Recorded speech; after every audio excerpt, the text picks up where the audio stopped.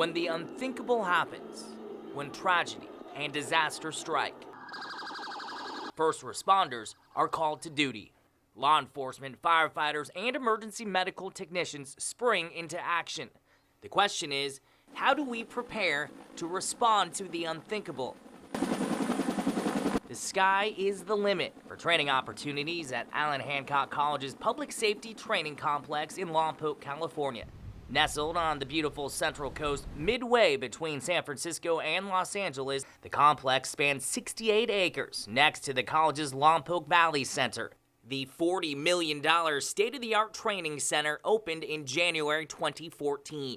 It's the only training facility of its size with so many amenities on the West Coast. Some of the facilities here are unique throughout the professions, so that I can foresee agencies, not just county and municipal, but I can see state and federal agencies wanting to use these facilities. College representatives visited training centers across the country in order to design the very best. That research led to innovative features like this trench rescue area with varying widths and surfaces, a sloped pit, and a complex tunnel system with pipes at 36, 24, and 18 inches. Every feature can be flooded to raise the level of training even further. One of the most talked about features of the complex is the imposing, technically advanced 6-story burn tower. It features movable walls as well as smoke and sound props that allow instructors to conduct different burn scenarios in every room from nearly every angle.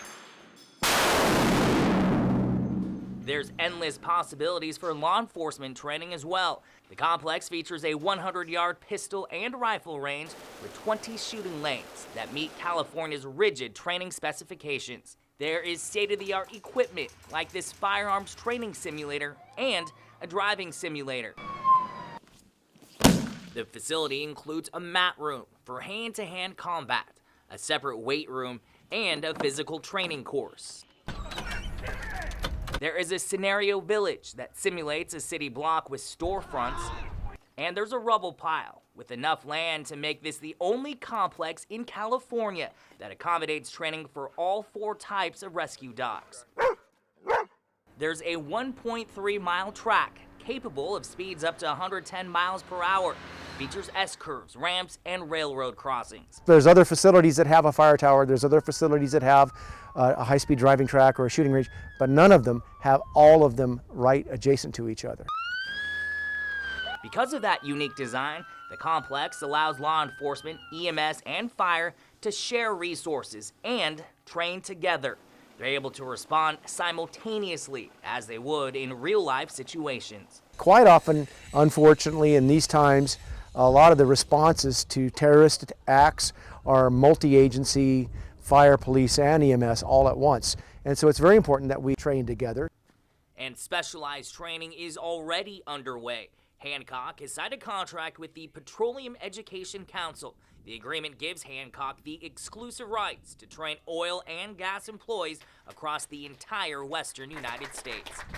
Allan Hancock College believes the complex can become the destination training location for state and federal agencies. What we're doing in California is making sure that we meet the Homeland Security national standards, so when they're trained here, they can go and work those kinds of incidents all over the country. Lompoc Fire Chief Kurt Lattapow plans to use the grounds as a training area for the Federal Emergency Management Agency. Folks can come to this facility and be placed in an environment such as you would have during a true disaster. Now stop for a moment and think.